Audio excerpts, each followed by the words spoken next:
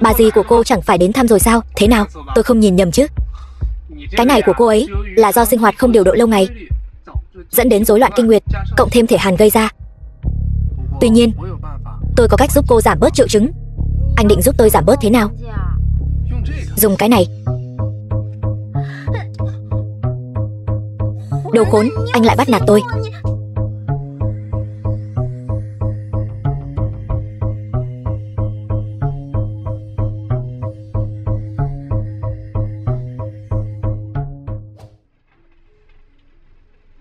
Đừng tưởng anh giúp Từ Giai ức tôi chữa bệnh là tôi sẽ cảm ơn anh.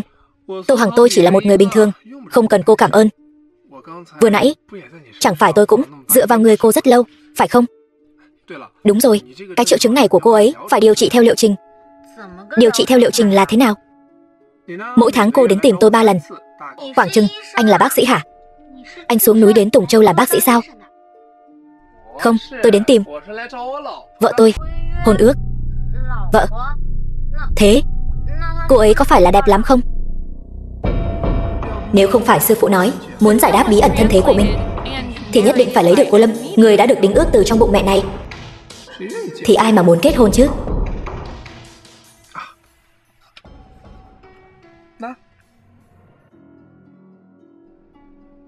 Đây chẳng phải là tổng giám đốc của Khuynh Thành Quốc tế, Lâm Mộng Kỳ sao? Sao, cô quen vợ tôi hả? Cái thằng nhóc hỗn xược này dám khoác lác nói Lâm Mộng Kỳ là vợ anh. Hay là chúng ta đánh cược đi. Cược thì cược chứ. Nếu Lâm Mộng Kỳ là vợ anh thật, tôi sẽ đồng ý một yêu cầu của anh, vô điều kiện. Được. Thế nếu Lâm Mộng Kỳ là vợ tôi, cô sẽ đồng ý một yêu cầu của tôi.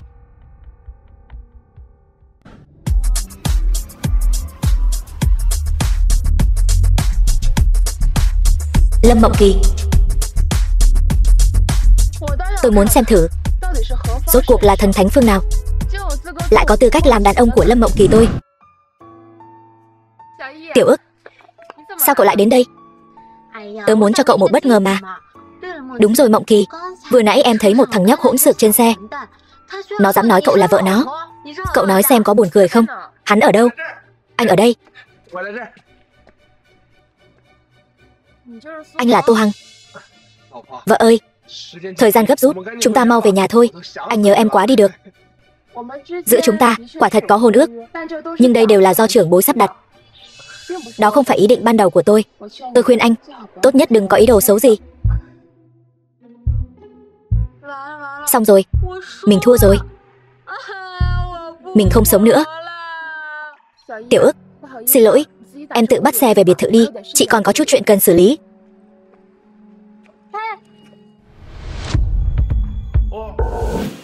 Lâm Trấn Quốc. Tiểu Hằng, nhanh.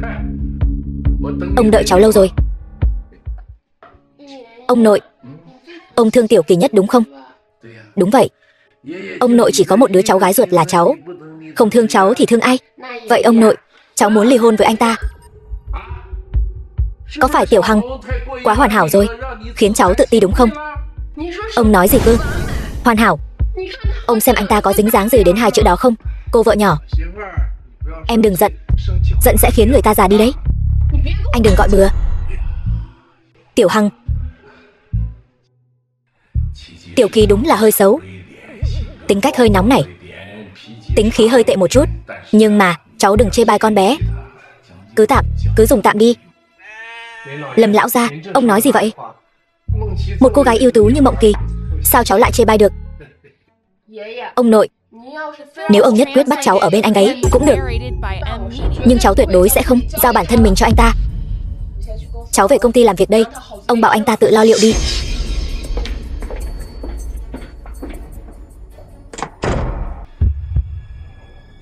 Có người. Vô lễ.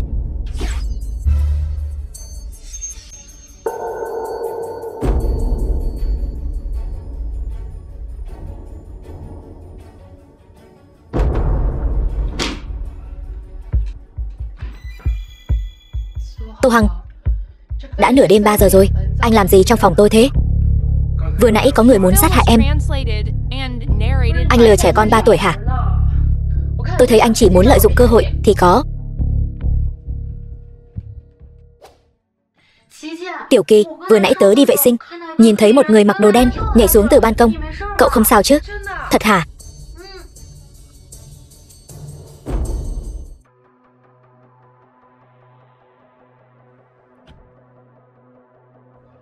Mộng Kỳ. Cái mà chuyện xảy ra tối qua. Có chuyện gì thì em cứ nói đi. Lề mề như đàn bà ấy. Đồ khốn nạn. Người ta vốn dĩ là đàn bà mà. Là con gái mà. Mộng Kỳ. Phú Thiên Dương. Mấy ngày nay anh ở nước ngoài, không có một khoảnh khắc nào là không nghĩ đến em, Phú Thiên Dương. Anh là thiếu gia của tập đoàn Thịnh Phú. Sao cả ngày lại làm những chuyện ghê tởm như vậy? Bó hoa này là anh đặc biệt dành tặng em. Anh bị điếc hả? Cô ấy nói không cần anh không nghe thấy sao? Thằng nhóc này là ai? Tôi chính là ông. Ông tài xế, anh ấy là ông tài xế mới được điều đến gần đây của tôi. Lâm Mộng Kỳ, em chắc chắn muốn trở mặt với tôi vì một tên tài xế sao? Chẳng lẽ hai người có gian tình? Dương Thiếu, xin anh hãy tự trọng. Tôi và anh ngoài hợp tác kinh doanh ra, không có bất kỳ mối quan hệ nào. Tôi nói này, Dương đại thiếu gia, anh là loại con quay hả? Anh nói gì? Cái con quay này ấy, đúng là đáng ăn đòn. Thằng tạp chủng, mày dám đánh tao? Bố mày chưa dạy mày đánh là yêu, mắng là thương hả? Bố tao chỉ dạy tao, đụng vào người của tao sẽ khiến hắn phải trả lại gấp ngàn lần. Thôi đi, đằng sau tập đoàn Thịnh Phú có người chống lưng, không đơn giản đâu. Nếu chọc vào bọn họ, e rằng đến lúc đó sẽ gặp nguy hiểm. Vợ ơi, em đang lo cho anh hả? Tôi cho anh đi chưa? Xin lỗi đi. Chần chừ một giây, một bạt tay. Lâm đại tổng tài, cầu xin cô, bảo tài xế của cô thả tôi ra đi. Cút đi. Phú Thiên Dương nổi tiếng là thù dai nhớ lâu. Sau này anh chú ý một chút, đừng xảy ra chuyện gì. Vợ ơi, em yên tâm đi, anh còn chưa khiến em lấy thân báo đáp anh mà. Sao anh nỡ xảy ra chuyện để em thủ tiết được? Anh là đồ khốn. Tổng tài, xảy ra chuyện rồi. Các cổ đông lại bắt đầu gây rối. Người đẹp ơi. Triệu Thiên, cô có thể kể cho tôi nghe một chút đầu đuôi câu chuyện không? Rốt cuộc đã xảy ra chuyện gì vậy? Anh là... Tôi là... Thân phận của tôi là một bí mật. Cô chỉ cần biết tôi có mối quan hệ không tầm thường với Lâm tổng của các cô là được rồi. Chuyện là thế này, công ty chúng tôi vốn dĩ đang hợp tác với tập đoàn Thịnh Phú. Giai đoạn đầu đã đầu tư một lượng lớn vốn. Nhưng vừa nãy tổng giám đốc tập đoàn Thịnh Phú, Phú Thiên Long lại đột nhiên gọi điện, nói muốn chấm dứt hợp tác. Chấm dứt thì chấm dứt thôi, đổi đối tác khác chẳng phải được rồi sao? Nhưng số vốn chúng tôi đã đầu tư, tập đoàn Thịnh Phú từ chối hoàn trả. Bây giờ các cổ đông đồng loạt gây khó dễ, muốn Lâm tổng bán đi cổ phần của mình để bù đắp vào khoản thiếu hụt vốn này. Sau đó, những cổ đông đó sẽ nhân cơ hội mua cổ phần của Mộng Kỳ, nhân đó làm suy yếu quyền phát ngôn và quyền cổ phần của cô ấy. Đúng là thủ đoạn cao minh. Không ngờ sự trả thù lại đến nhanh như vậy. Nếu các người đã muốn chơi, tôi sẽ cùng các người chơi một trận ra trò. Vậy có phải là chỉ cần đòi lại được khoản tiền đầu tư này, vấn đề sẽ được giải quyết dễ dàng không? Nói thì đúng là như vậy, nhưng khoản tiền đó đâu dễ lấy lại như vậy chứ. Đi thôi, cô đưa tôi đến tập đoàn Thịnh Phú. Anh muốn làm gì? Anh không phải là muốn một mình đi lấy lại khoản tiền đó chứ? Đâu phải một mình, chẳng phải còn có cô sao? Đằng sau tập đoàn Thịnh Phú là thành long các thế lực võ giới, số một Tùng Châu đấy. Hai chúng ta đi, chẳng phải là tự chui đầu vào hang cọp sao? Tôi sẽ nói chuyện đàng hoàng với họ, tin rằng họ sẽ trả tiền thôi.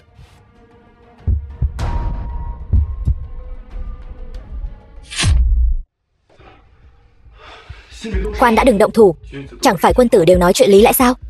Lúc tôi mới đến là muốn nói chuyện lý lẽ, nhưng các người lại ra tay trước.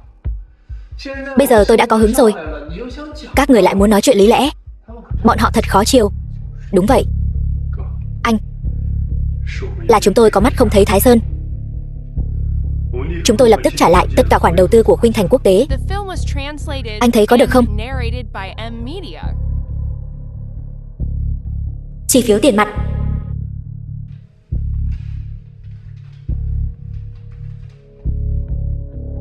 Chỉ có bấy nhiêu đây thôi sao?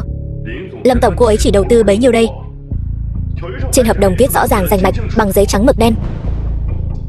Lâm tổng là Lâm tổng, tôi là tôi mà. Tôi đã giúp anh dạy dỗ nhân viên dưới quyền của anh, không phải nên cho thêm chút tiền bồi dưỡng sao? Vậy thì tiền bồi dưỡng anh định lấy bao nhiêu? Không nhiều đâu, chỉ là một con số nhỏ. 100 triệu thôi. 100 triệu? Sao, thấy ít hả? Hay là thêm 200 triệu nữa? Được, tôi cho.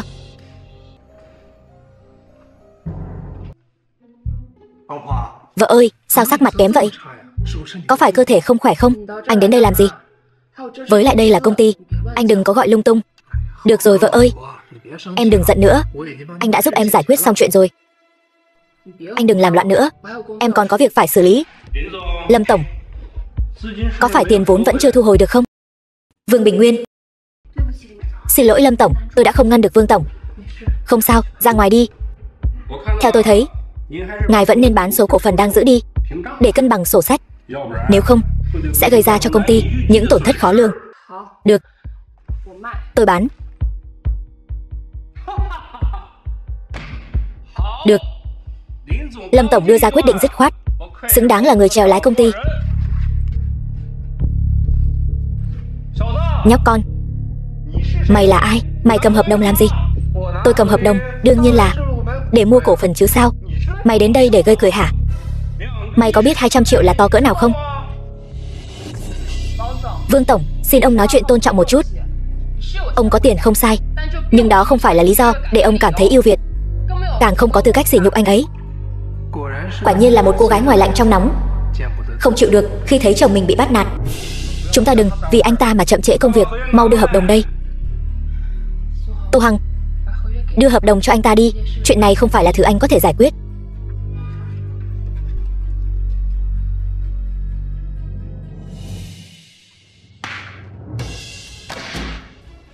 Từ hôm nay trở đi, tôi chính là một trong những cổ đông của Khuynh Thành Quốc tế rồi. Thằng nhóc mày làm gì đấy? Không có một xu nào, mày dám ký tên vào hợp đồng hả? 300 triệu, đủ không? Thế nào, có phải là bị chồng làm cho choáng ngợp rồi không? Anh lấy đâu ra nhiều tiền thế? Anh vừa mới đến chỗ Phú Thiên Dương một chuyến, hắn ta tự nguyện trả lại, hơn nữa còn cho thêm 100 triệu tiền công. Nổ cũng phải có giới hạn chứ. Không biết tờ sách này là thật hay giả? Thật hay giả anh ra ngân hàng kiểm tra một cái là biết ngay thôi.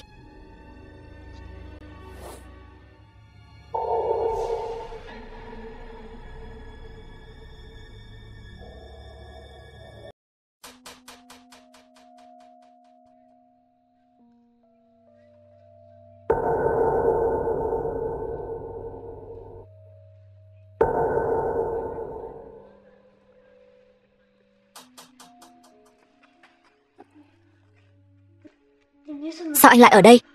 Vừa nãy tôi đều nhìn thấy hết rồi. Xin lỗi, anh bắt tôi đi.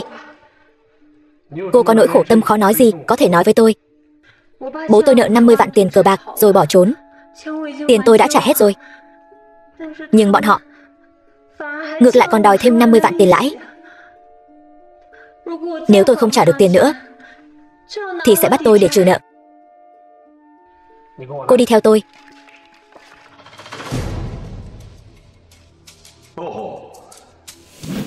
Đầu chọc. Cô gái, đã nghĩ thông rồi sao? Dùng thân thể để trừ nợ hả? Thằng nhóc mày là ai? Gặp tam các chủ Thanh Long Các mà cũng không hành lễ. Mày nghĩ mày đang đi chơi hả? Sao lại không có quy củ thế? Tôi là ai không quan trọng, quan trọng là tiền cô ấy nợ các người đã trả hết rồi. Nếu sau này các người còn quấy rầy cô ấy nữa, tôi sẽ cho các người biết thế nào là tàn nhẫn. Mày chán sống hả?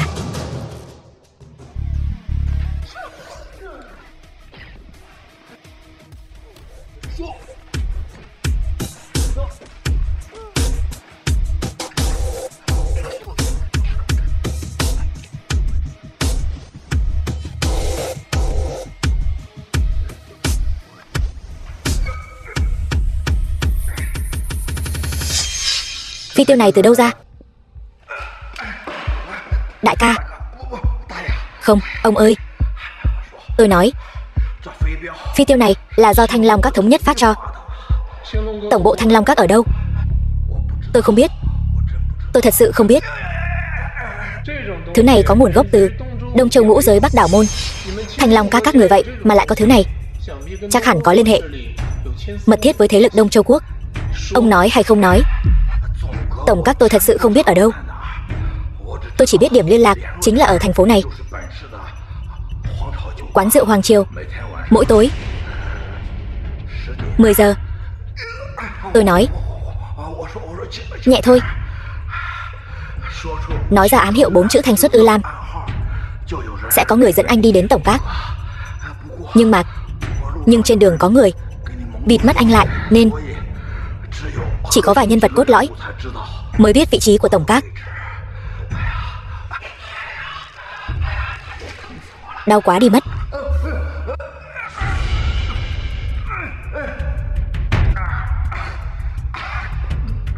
Lão đại, xin lão đại tha mạng cho tiểu tử này đi. Ngài tha cho tôi.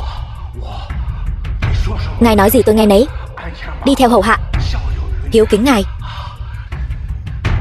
Trong này có 1 triệu, mật khẩu là 6 số 0.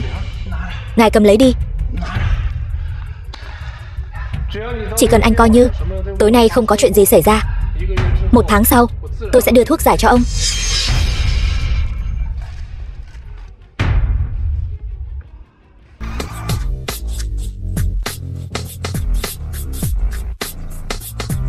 Thằng nhóc đó ở đâu? Tam các chủ, chính là thằng tạp chủng này. Tô lão đại, sao lại là ngài? Tam các chủ, hắn chỉ là một tài xế nhỏ thôi. Lão đại cái gì mà lão đại? Mau giúp tôi dạy dỗ hắn đi. Tôi dạy dỗ cậu thì có. Tam các chủ, tôi là con trai của Phú Thiên Long, Phú Thiên Dương. Người ngài muốn dạy dỗ là hắn, chứ không phải tôi. Phú Thiên Long. Phú Thiên Long là cái thá gì? Hôm nay tôi phải dạy dỗ cậu thật tốt. Cái đồ có mắt không tròng nhà cậu, cho cậu nhớ đời.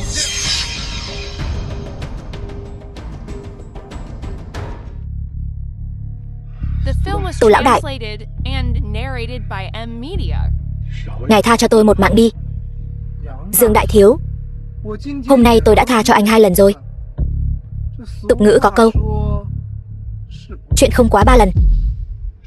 Chỉ cần ngài có thể tha cho tôi, điều kiện gì cũng được.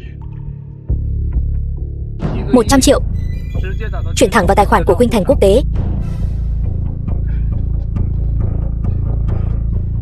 Tô đại gia ngài yên tâm, tiền chưa đến tôi sẽ không thả người. Ngài cứ vào tận hưởng đi. Mời.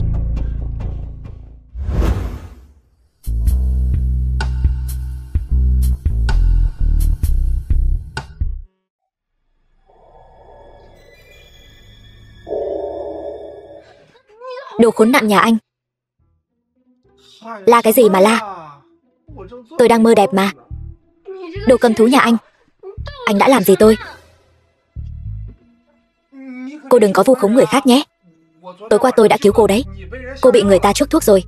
Anh cứu tôi. Vậy sao bây giờ tôi lại không mặc quần áo, còn biến thành bộ dạng này nữa? Đây là để độc tố trong cơ thể cô được thải ra ngoài, nên phải tăng cường tiết mồ hôi chứ. Còn cô thì sao? Sau này hãy giữ mình trong sạch, đừng đến những nơi như thế nữa.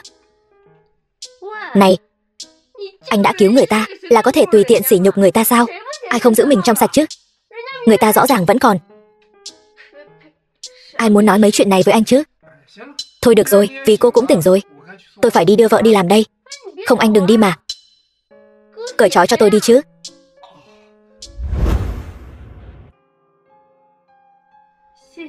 Cảm ơn anh đã cứu tôi nhé. Tôi tên là Đường Như. Tô Hằng.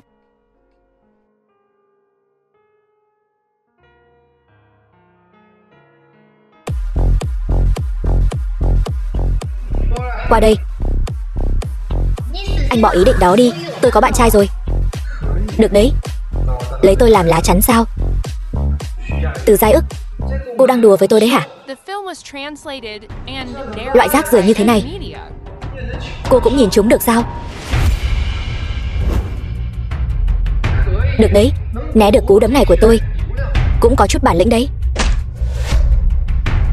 Nhóc con, mày đợi đấy cho tao.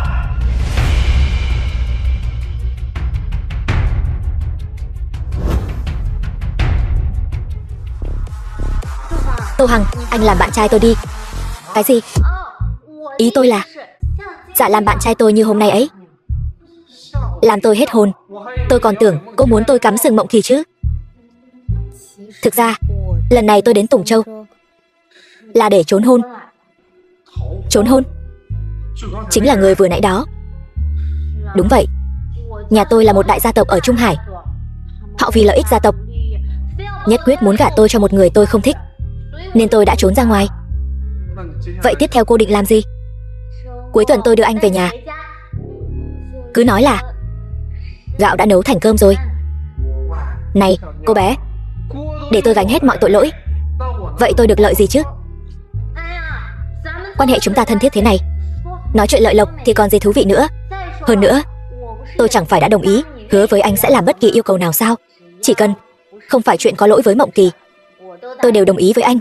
Cô bé này trông ngốc nghếch, không ngờ lại tinh danh thế. Theo lời cô ấy nói, vậy thì chỉ cần là chuyện vượt quá tình bạn, một chuyện cũng không làm được. Thôi được rồi, chuyện tối nay tôi sẽ nói với Mộng Kỳ. Vậy được, cô về trước đi, tôi còn phải đợi người ở đây. Được thôi.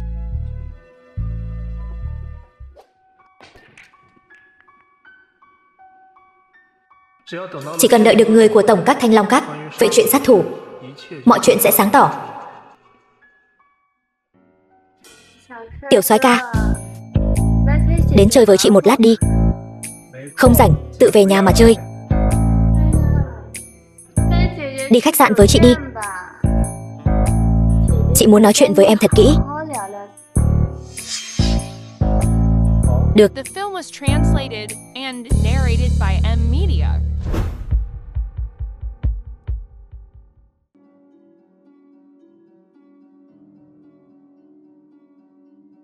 Nói đi. 2 lần cô tiếp cận tôi, dụ dỗ tôi, rốt cuộc là mục đích gì? Đã bị anh phát hiện rồi, tôi chịu thua. Nhưng tôi muốn biết, làm sao anh phát hiện tôi không phải người bình thường? Chuyện này khó lắm sao? Ngay từ khi cô xuất hiện, tôi đã phát hiện ở kẽ ngón cái và ngón trỏ của cô có một vết chai. Đó là kết quả của việc cầm vũ khí quanh năm. Vậy lần trước em không hạ gục được tôi. Lần này, tôi đoán khách sạn mà cô định đưa tôi đến đã mai phục sẵn đồng bọn của các người rồi. Tiểu soái ca, cô không cần nghĩ cách câu giờ đâu. Thiết bị phát tín hiệu trên người cô đã bị tôi gỡ xuống rồi. Định vị điện thoại cũng đã tắt. Cho nên đồng bọn của cô họ không tìm thấy cô đâu. Muốn sát muốn lắp tùy ý. Tôi tin cô không ngán gì cả. Nhưng cô có sợ thứ khác không? Anh dám? Vậy thì dùng hành động thực tế để chứng minh rốt cuộc tôi có dám hay không.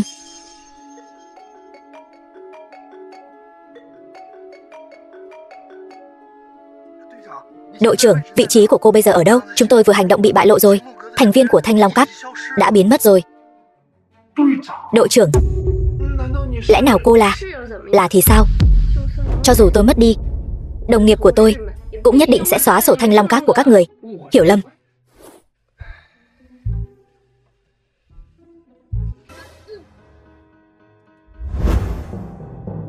Tôi nói cô có lý lẽ không vậy?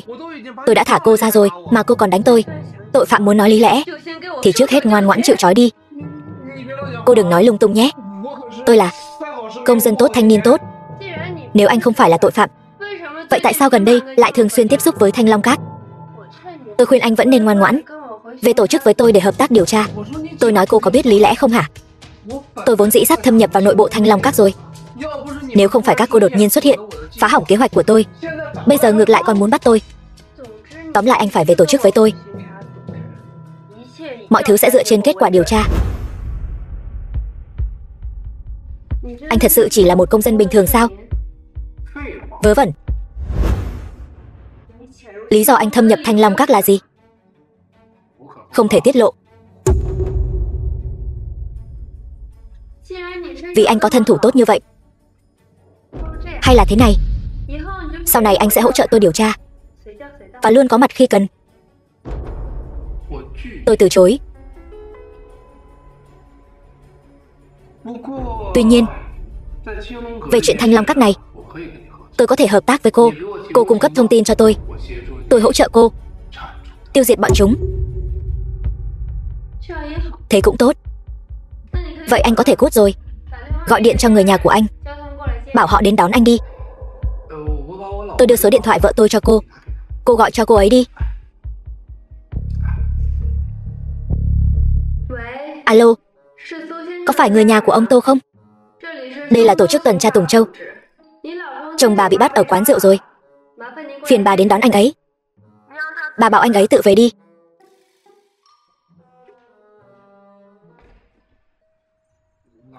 Vợ ơi, im mồm. Tôi không tin lời ma quỷ của anh. Vợ ơi, em bị làm sao vậy? Anh còn chưa đụng gì em, sao em đã mang thai rồi? Vợ ơi, em bị trúng độc rồi. Lại đây nhanh để anh giúp em chữa trị. Cút đi. Bỏ cái tay bẩn thỉu của anh ra. Hôm nay cho dù tôi có đi đời, cũng không cần anh quản tính mạng của tôi. Dù sao anh cũng có nhiều phụ nữ như vậy. Mất tôi cũng không thành vấn đề. Em im mồm cho anh. Anh là chồng em. Anh không quản em thì ai quản em hả? Hơi đau một chút, em phải nhịn.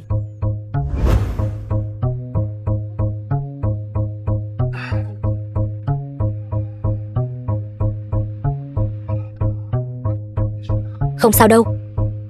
Vợ ơi, em có nhớ em bắt đầu cảm thấy không khỏe từ khi nào? Tối hôm qua, sau khi tôi ăn tối ở công ty xong thì cảm thấy hơi không khỏe. Tối qua có người đã bỏ độc vào bữa tối của em. Nếu em từ trần, người hưởng lợi lớn nhất có phải là Vương Bình Nguyên không? Mỗi cổ đông của công ty đều có khả năng. Anh có một cách, có thể mang tất cả những người có cấu kết ngầm với Vương Bình Nguyên cùng lôi ra một lúc. Cách gì? Gậy ông đập lưng ông.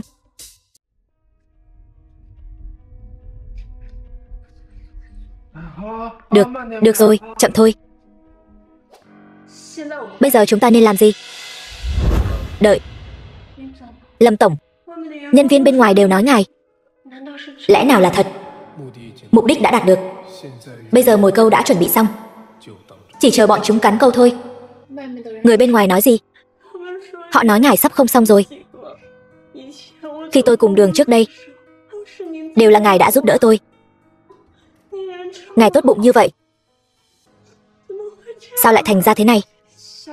Tiểu Thiên, thật ra tôi... Thôi được rồi, cô ra ngoài trước đi. Tôi nghỉ ngơi một lát là được rồi. Tiểu Thiên là tâm phúc của em. Cô ấy đáng tin cậy. Tại sao chúng ta lại lừa cả cô ấy? Anh biết chứ? Chính là vì như vậy nên chúng ta mới không thể nói cho cô ấy sự thật. Tại sao vậy? Bà xã ngốc, em nghĩ xem, cả công ty ai cũng biết cô ấy là tâm phúc của em.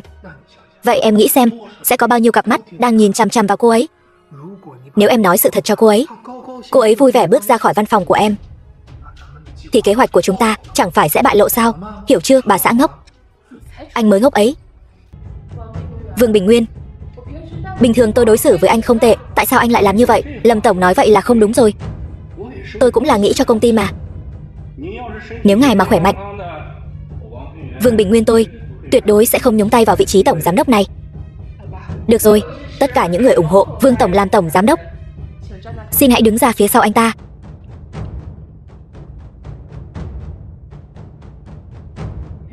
Hóa ra gần một nửa công ty đều là người của Vương Bình Nguyên. Các người chắc không phải muốn cạnh tranh với tôi đấy chứ? Tôi tuyên bố, từ hôm nay, những người đứng sau Vương Bình Nguyên toàn bộ sẽ bị sa thải. Bản thân sắp lìa đời rồi, còn muốn hãm hại nhiều nhân viên như vậy. Mọi người nghe tôi nói, chỉ cần tôi lên làm tổng giám đốc, chức vụ của các người đều sẽ được phục hồi. Đây là báo cáo khám sức khỏe tôi vừa nhận được. Các chỉ số đều hoàn toàn bình thường. Cảm ơn mọi người đã lo lắng cho tôi.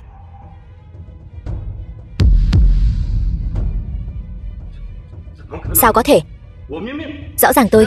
Chẳng lẽ là anh đã hạ độc Lâm tổng sao? Xin mời mọi người xem kỹ. Nếu giao tập đoàn vào tay loại người này, tương lai của Khuynh Thành quốc tế sẽ thành ra thế nào đây?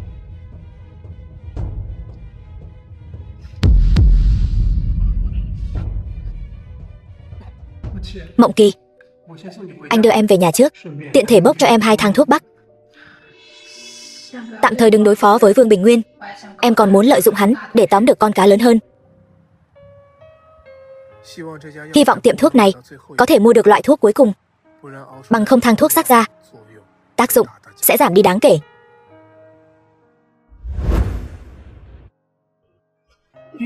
May mắn thật vẫn còn phần cuối cùng. Ông chủ, giúp tôi gói loại thuốc cuối cùng trên đây. Này, bán thang thuốc này cho tôi trả giá gấp đôi. Đông Phương Vân, đẹp là có quyền sao? Tất cả đều phải xoay quanh cô hả? Tôi nói này, cô có biết thứ tự trước sau không hả? Hai vị, thuốc này chỉ còn 1 phần thôi. Bán cho ai hai người tự thương lượng đi. Gấp 10 lần tiền thuốc. Bán hay không bán? Bán. Phần thuốc này bán cho cô. Dù cô có mang loại thuốc này về, cũng không cứu sống được người uống thuốc đâu. Nói rõ cho tôi nghe xem nào. Lời anh nói là có ý gì? Bệnh nhân chắc hẳn là tức ngực khó thở, thường xuyên hôn mê, và tim thường xuyên ngừng đập đột ngột, đúng không? Sao anh biết? Tôi còn biết, theo thời gian trôi đi, thời gian bệnh nhân hôn mê ngày càng dài, tần suất tim ngừng đập đột ngột ngày càng nhanh. Không quá 7 ngày, người đó chắc chắn sẽ từ trần. Nếu anh đã biết bệnh tình, vậy anh nhất định biết cách cứu chữa. Tôi ra lệnh, anh lập tức về cùng tôi để cứu ông nội tôi. Xin cô hãy nhận rõ hiện thực và sửa lại thái độ khi cầu xin người khác. Cầu xin anh. Anh có biết tôi là ai không? Cô là ai? Tôi chính là cháu gái duy nhất của nhà họ Đông Phương, Đông Phương Vân. Tôi mặc kệ cô là Đông Phương Vân hay Tây Phương Vân, liên quan gì đến tôi? Chẳng lẽ cô chính là Đông Phương Vân đại tiểu thư, con gái cưng của gia tộc Đông Phương, một trong 3 đại gia tộc ở Trung Hải sao? Đúng vậy. Gia chủ nhà họ Đông Phương, Đông Phương Hạo Nhiên, chính là ông nội tôi. Đông Phương Hạo Nhiên, cái tên này nghe hơi quen tai nhỉ? Này cậu nhóc, cậu có biết cô ấy là ai không mà nói chuyện với cô ấy như thế? Đông Phương đại tiểu thư, vị thuốc này tôi tặng ngài. Tôi không dám thu tiền của nhà họ Đông Phương các ngài. Tôi bán thuốc cho nhà họ Đông Phương các ngài là vinh hạnh lớn lao của tôi.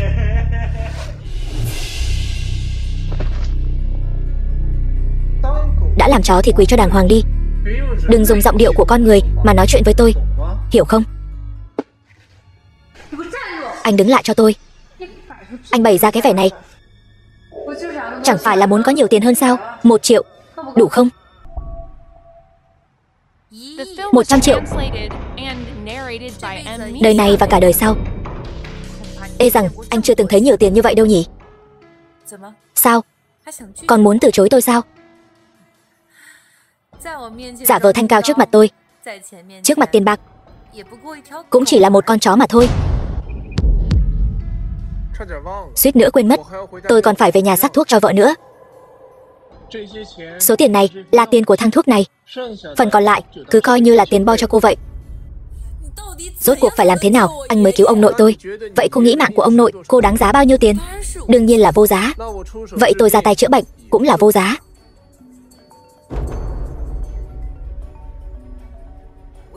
Alo. Gì cơ? Ông nội tôi bệnh nặng rồi. Anh đừng đi mà. Tôi cầu xin anh cứu ông nội tôi. Thế nào cũng được. Tôi làm trâu làm ngựa cho anh cũng được. Đi thôi. Nhớ kỹ, tiền không phải là vạn năng. Nếu không phải nể tình cô có lòng hiếu thảo, tôi sẽ không ra tay đâu. Cảm ơn anh. Làm trâu làm ngựa mặc tôi sai khiến. Nhớ kỹ, đây là cô nói đấy nhé. Cấp cứu. Chú ơi, chú cản cháu làm gì vậy? Cháu đưa bác sĩ đến chữa bệnh cho ông nội. Chú mau cho bọn cháu vào đi. Tiểu Vân, dẫn cái tên nhà quê này đến. Đông Phương Hùng, muốn cứu ông nội cháu hay muốn hại ông nội cháu đây? Sao cháu có thể hại ông nội cháu được chứ? Ngài Tô, anh ấy thật sự biết y thuật. Biết y thuật hả? Vậy thì giấy phép hành nghề y của cậu lấy ra đây cho tôi xem. Chú thấy cậu ta ngay cả tên thuốc còn không nhận biết hết được ấy chứ. Tiểu Vân, chú đã mời đến chuyên gia tim mạch và mạch máu não uy tín nhất thành phố Trung Hải đến. Người ta sắp đến rồi. Cháu đừng ở đây làm vướng chân nữa. Nếu các người thật sự để cái ông Ngô chuyên gia này phẫu thuật cho các người, thì ông cụ Đông Phương từ trần chắc rồi. Tên nhà quê, mày nói bậy bạ cái gì thế hả? Dám nguyền rủa cha tao. Đông Phương Vân, sao con càng ngày càng không hiểu chuyện vậy? Dẫn cái tên nhà quê này đến, rốt cuộc con có ý đồ gì? Tôi nói đều là sự thật. Trên thế giới này, ngoại trừ tôi, không ai có thể chữa khỏi bệnh cho ông ấy. Mày nói bậy, mày cút ra cho tao. Cánh tay của tôi, cánh tay của tôi. Buông tay. Mày, còn cả nữa, tao sẽ khiến mày không thấy mặt trời ngày mai. Mày đợi đấy cho tao. Chúng ta vào thôi. Canh chừng cửa cho kỹ.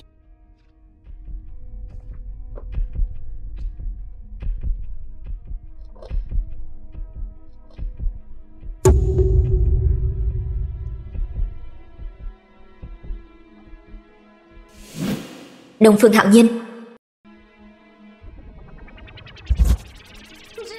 anh làm gì vậy?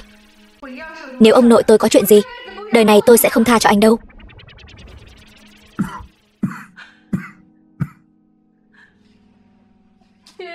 Ông nội ông tỉnh rồi. Cuối cùng ông cũng tỉnh rồi. Tiểu Vân, đừng khóc. Ông nội không sao rồi. Ông nội bây giờ cảm thấy rất nhẹ nhõm. Ông nội, lần này ông có thể tỉnh lại là nhờ có Tô Thần Y. Nếu không có ngài ấy, cháu thật sự không biết phải làm sao. Rất biết ơn Tô Tiểu Hữu đã cứu mạng tôi. Tôi đại diện cho toàn bộ gia tộc Đông Phương ở đây xin cảm ơn. Lão gia không cần khách sáo. Danh hiệu Địa Thập Tam năm đó cũng đã trấn áp không ít người đấy nhỉ? Chẳng lẽ Tô Tiểu Hữu cậu cũng là? Không ngờ còn có thể gặp lại đồng đạo. Khoan đã, cậu dùng phương pháp gì để chữa trị giúp tôi vậy? Huyền Hồ Tam Thức. Bái kiến Minh Vương đại nhân. Đa tạ ơn cứu mạng của Minh Vương đại nhân. Chỉ là một cái danh hiệu nhỏ, không đáng nhắc đến. Ông nội, ông đang làm gì vậy? Tiểu Vân, mau qua đây quỳ xuống, cầu Minh Vương nhận cháu làm đồ đệ. Đây là cháu gái tôi, Đông Phương Vân, là người có thiên phú võ đạo nhất trong toàn bộ gia tộc Đông Phương chúng tôi. Xin ngài nhận con bé làm đồ đệ. Lão Phù nguyện làm trâu làm ngựa cho ngài. Nhận đồ đệ. Cầu ngài Tô nhận Vân Nhi làm đồ đệ. Trước đó cô đã đồng ý với tôi, cô sau này làm trâu làm ngựa mặc tôi sai khiến. Tại sao tôi phải làm chuyện thừa thãi này, lại còn phải nhận cô làm đồ đệ? Tôi có thể dâng hiến tất cả của mình, tất cả mọi thứ của tôi. Vậy được thôi. Vậy bây giờ cô hãy thực hiện lời hứa của mình đi. Sao? Hối hận rồi hả? Tôi đáp ứng ngài. Không, tôi không làm được. Được. Muốn làm đồ đệ của tôi, nhất định phải có giới hạn và khí tiết. Vâng, sư phụ. Hay quá. Hỏng rồi, suýt nữa quên mất chuyện chính. Vợ ơi, anh về rồi. Về rồi hả?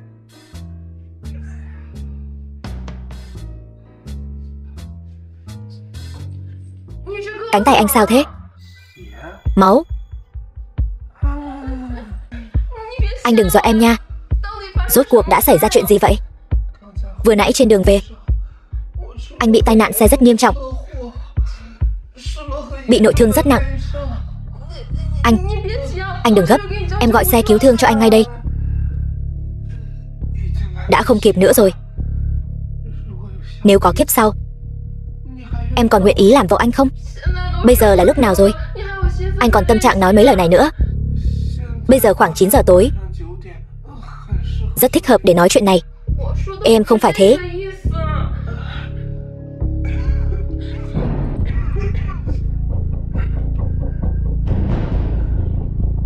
Thời gian của anh không còn nhiều nữa. Em vẫn chưa trả lời anh. Có đồng ý làm vợ anh không? Em đồng ý. Anh sống đi mà. Được, anh nghe lời em. Anh sẽ sống mà. Anh lừa em. Lừa gạt tình cảm của em.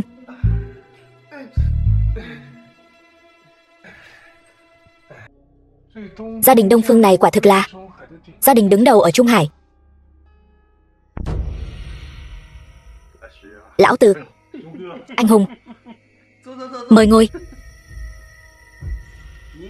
Con gái ông không phải với Văn Hào nhà tôi có hồ nước sao? Sao lại với? Này, anh bạn, đừng hiểu lầm. Đó là tài xế của chúng tôi. Anh ấy đến từ vùng quê, muốn đến đây để mở mang tầm mắt, nên tôi đưa cậu ấy đến đây. Không đúng. Cậu ta là một bác sĩ. Không đúng. Chắc chắn là do tên lừa đảo này giả mạo làm thần y, chữa bệnh cho bố tôi. Vừa may có một vị thần y khác xuất hiện, đã chữa khỏi bệnh cho bố tôi. Thế chẳng phải là sau này không cần lo cơm áo gạo tiền sao? Chữa khỏi cho Đông Phương lão gia, đó là vinh hoa phú quý hưởng không hết đấy. Chẳng phải sao? Nếu ông có thể kết giao với ông ấy,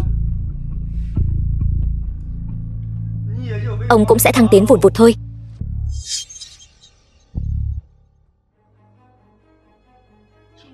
Tiểu Ức, nếu con không muốn kết hôn với Chu thiếu cũng được, chỉ cần con có bản lĩnh câu được vị thần y đó. Thần y rách nát gì chứ, con đã có bạn trai rồi. Mày, chúng ta đi.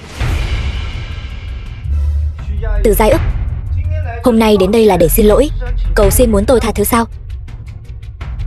Đáng tiếc, dù hôm nay cô có quỳ ở đây, tôi cũng sẽ không cần cô đâu.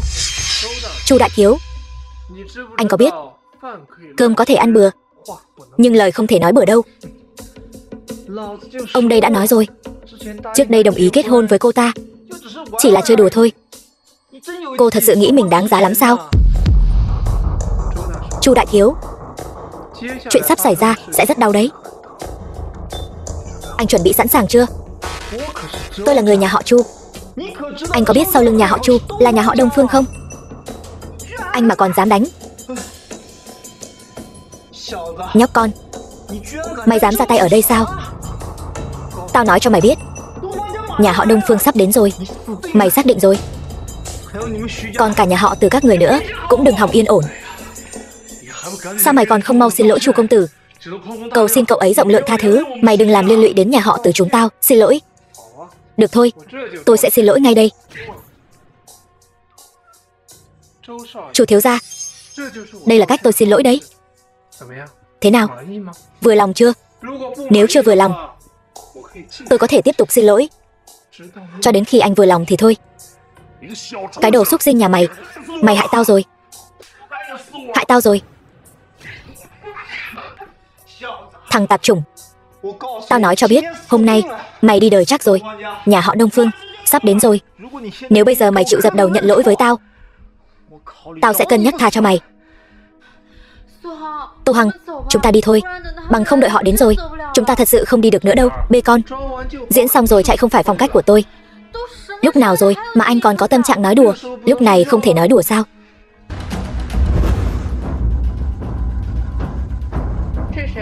Là ai gây chuyện trên địa bàn nhà họ Đông Phương của tôi? Đông Phương tiểu thư, cô phải lấy lại công bằng cho tôi đấy.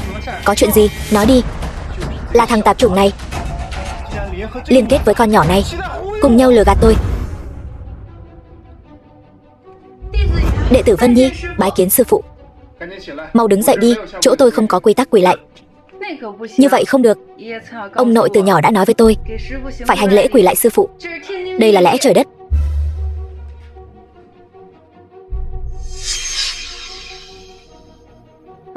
Vừa nãy là cậu chửi sư phụ tôi.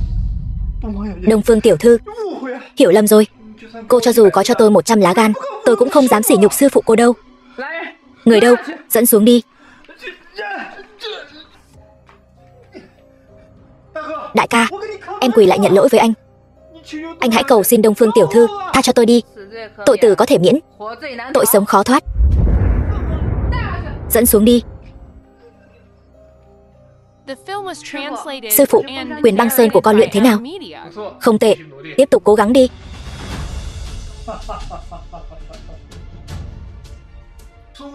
Ngài Tô, Đông Phương lão gia, ngài muốn đến, sao không báo trước một tiếng? Lão già này đón tiếp không kịp thời. Đáng trách mà. Vị thiếu niên anh tài này chính là người đã chữa khỏi căn bệnh nan y cho tôi, cứu mạng lão già này. Thần y, ngài Tô.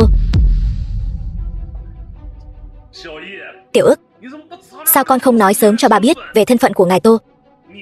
Con đấy, hóa ra tấm sách đó là thật. Con cũng không biết, hóa ra anh ấy lợi hại như vậy. Con nhất định phải sinh đứa bé này cho ba. Sau này con cứ đi theo cậu ấy. Cậu ấy đi đến đâu, con cứ theo đến đó, bám chặt lấy cậu ấy cho ba. Hóa ra con luôn là công cụ để ba tranh giành quyền lợi mà thôi. Nếu đã như vậy thì con sẽ bám rễ ở Tùng Châu. Cái nhà này cũng không cần về nữa. Đau lòng vì người cha vô trách nhiệm như vậy, không đáng đâu. Giá như mẹ tôi còn thì tốt biết mấy. Xin nén đau thương. Nén đau thương. Anh nguyền rủa mẹ tôi. Làm ơn. Biểu cảm của cô buồn bã như vậy, lại còn vẻ mặt thê lương, rất dễ khiến người ta hiểu lầm đấy, được chưa? Thực ra mẹ tôi đã mất tích nhiều năm rồi. Dù tôi tìm thế nào cũng không thấy, không có chút tin tức nào.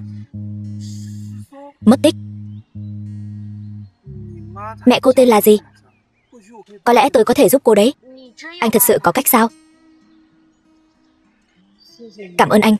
Bao nhiêu năm nay tôi đã quen rồi. Không thử sao biết được. Cô cứ nói tên cho tôi biết đi.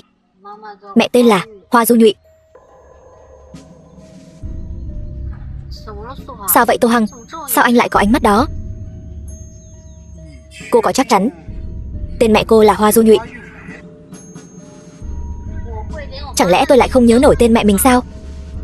Hoa Du Nhụy, sát thủ xếp hạng thứ 7 trên thiên bảng, người đời gọi là nữ hoàng mặt lạnh Bách Hoa Sát. Bà ấy vậy mà lại là mẹ của Từ Giai Ức.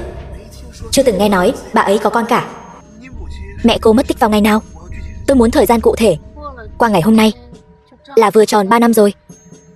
Tôi ngày nào cũng nhớ cả. Hôm nay 3 năm trước vừa đúng là ngày diễn ra đại chiến giải đấu xếp hạng võ giới. Chẳng lẽ Hoa Du Nhụy thật sự là mẹ của Từ Giai Ức sao? Tên mẹ cô tôi đã ghi nhớ rồi. Có tin tức tôi sẽ báo cho cô. Thế nào rồi? Người đỡ hơn chưa? Đỡ hơn rồi. Anh nhìn tôi thế làm gì? Đưa tay ra đây. Không cần đâu. Nam nữ thụ thụ bất thân mà. Sao cô không nghe lời thế hả? Cô chán sống hả? Không phải đâu. Tôi chỉ uống vài cốc nước đá thôi mà. Có nghiêm trọng đến mức đó đâu.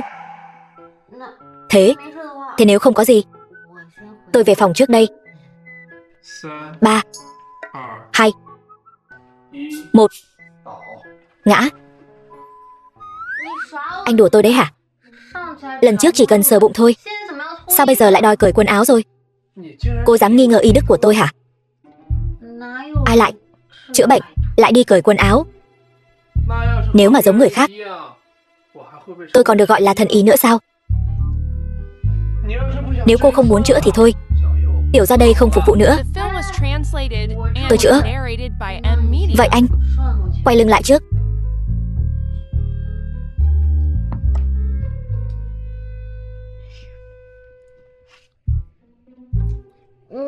Anh nhanh lên, không được lợi dụng tôi. Cái này không nhanh được đâu. Nhanh thì không có hiệu quả. Anh làm nhanh lên đi. Lợi cho cái tên khốn nhà anh rồi.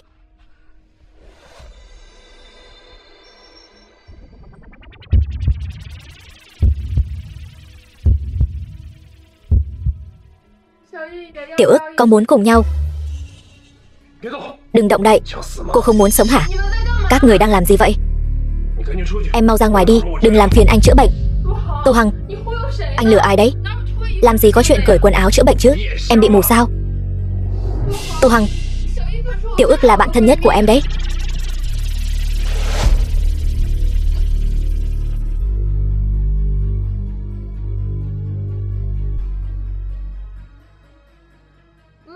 Mộng Kỳ, cậu thật sự hiểu lầm rồi. Tô Hằng đang giúp tớ chữa bệnh mà. Cởi quần áo chữa bệnh hả? Trước đây đều dùng tay đặt lên bụng tớ. Lần này anh ấy muốn giúp tớ loại bỏ căn bệnh. Anh thật sự biết chữa bệnh sao?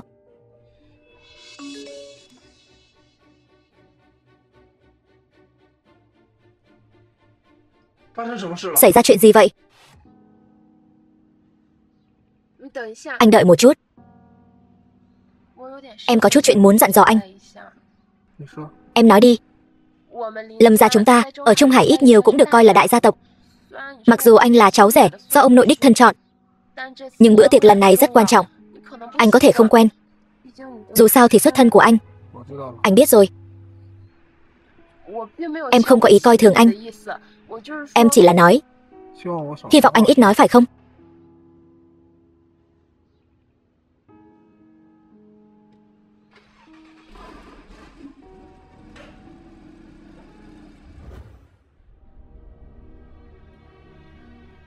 Tam muội, sao bây giờ em mới đến vậy?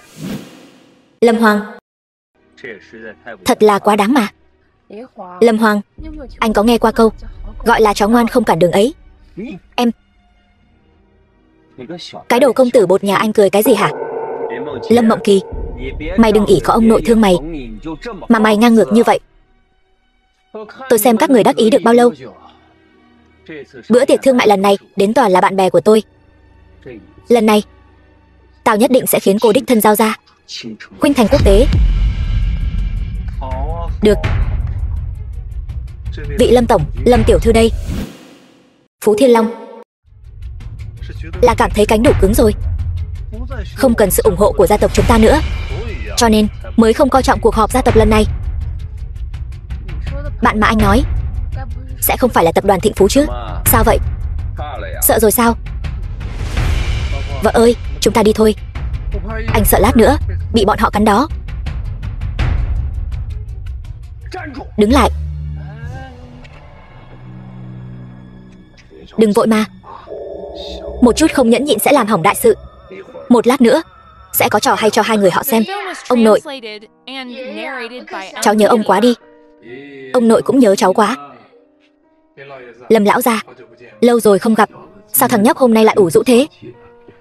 Có phải Tiểu Kỳ lại bắt nạt Tô Hằng không? Cháu đâu có. Hóa ra chính là hắn đã đánh Thiên Dương nhà mình. Ông nội, sao ông lại banh người ngoài thế? Hắn chẳng phải chỉ là kẻ ăn bám sao? Tam muội bắt nạt hắn thì sao chứ? Tam muội nhà ta tính cách vốn thế. Hôm nay chúng ta không đến đây để nói chuyện tầm phào. Hôm nay chúng ta đến để thảo luận cách giải quyết khủng hoảng thương mại. Lâm lão gia, có vài lời tôi không thể không nói. Tất cả chúng tôi đều rất kính trọng ông, rất tin tưởng ông. Cho nên hôm nay tất cả chúng tôi mới tụ tập ở đây mở cuộc họp thương mại này. Nhưng cuộc họp thương mại như hôm nay, cháu rể của ông cũng đi cùng tham gia. Hình như không thích hợp lắm nhỉ? Nếu như có người làm lộ bí mật thương mại này ra ngoài thì sao? Ông nói trách nhiệm này ai gánh nổi đây? Tôi chịu trách nhiệm. Này ông nội, cái này ông chịu trách nhiệm được sao? Chuyện này liên quan đến sự sống còn của công ty gia tộc đấy. Im miệng đi Lâm Hoàng, chưa đến lượt anh nói. Lâm lão gia, không sao đâu, cháu có thể tránh mặt. Cháu và Tiểu Kỳ đi theo ông một chuyến.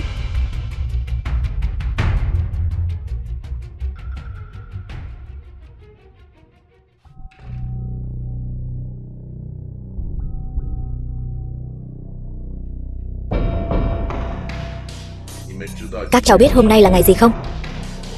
Ông ơi, ông đừng tức giận. Vì loại công tử bột như hắn mà làm hại thân thể thì không đáng. Ông ơi, ông đừng tức giận. Tam muội từ nhỏ không có bố mẹ yêu thương, lại còn phải gả cho một tên chồng phế vật như thế. Anh mới là phế vật. Sản nghiệp của Lâm gia chúng ta sắp bị anh phá sạch rồi. Lâm Mộng Kỳ, mày còn mặt mũi nói tao hả? Mày đã đưa 4% cổ phần của Khuynh Thành Quốc tế cho tên chồng phế vật của mày đấy. Anh biết cái gì chứ? Đó là cổ phần Tô Hằng dùng tiền mua. Còn anh thì sao? Cả ngày chỉ biết phung phí gia sản của Lâm gia. Loại phế vật như anh còn xứng đi gây sự với Tô Hằng hả? Mày đừng quên, Khuynh Thành Quốc tế cũng là gia sản của Lâm gia chúng ta. Ngày nào đó ông nội nhắm mắt xuôi tay.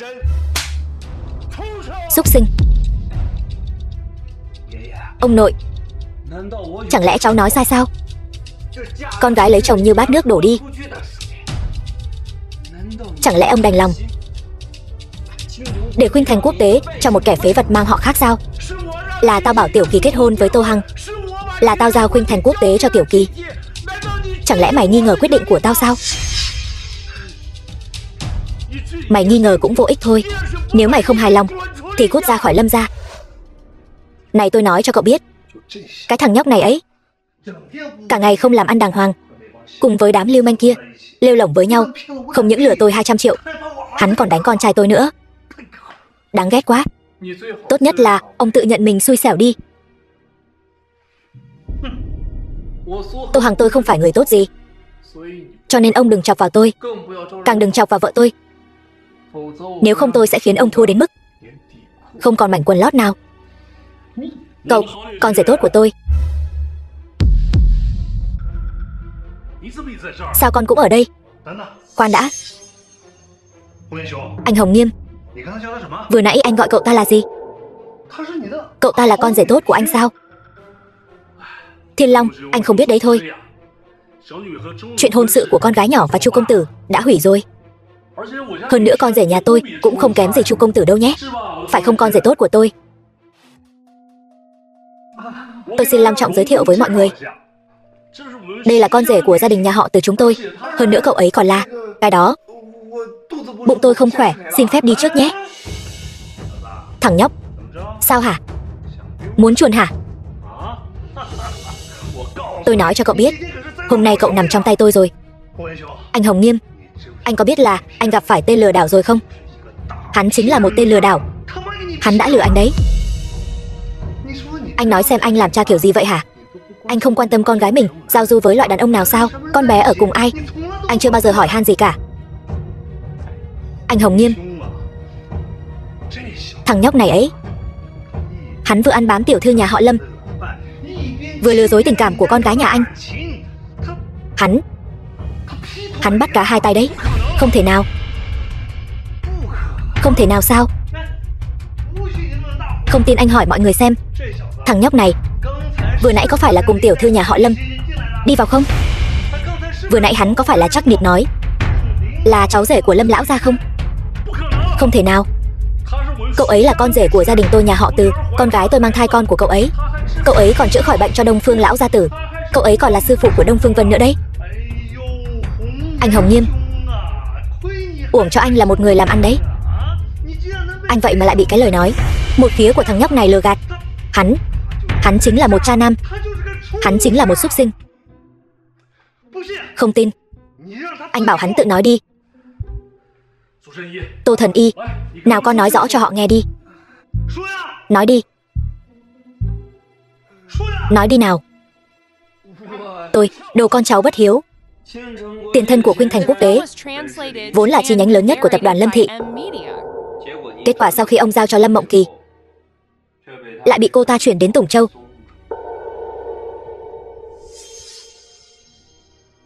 Ông nội, ông làm như vậy có công bằng không?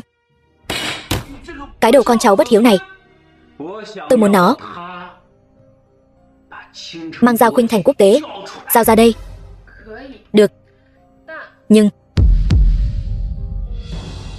giao Khuynh Thành Quốc tế ra cũng được, nhưng mà cháu phải giao cả vị trí người chèo lái tập đoàn Lâm Thị ra đây. Không thể nào. Tất cả gia sản nhà họ Lâm chúng ta đều là của tôi. Đừng tưởng tao không biết. Những kẻ ba láp ba xàm dưới lầu Tất cả là do mày gọi đến đúng không? Tao căn bản không tổ chức cái hội nghị thương mại nào cả. Là mày gọi họ đến để chèn ép đúng không? Đúng vậy. Họ đến là vì tôi. Bây giờ tôi không tranh giành. Chẳng lẽ phải đợi cái thằng công tử bột đó lừa hết gia sản của chúng ta sao? Cái đồ cháu bất hiếu nhà mày. Sao có thể chọc tức ông nội như vậy chứ? Lâm Mộng Kỳ, mày dám đánh tao sao? Mày cứ chờ đấy.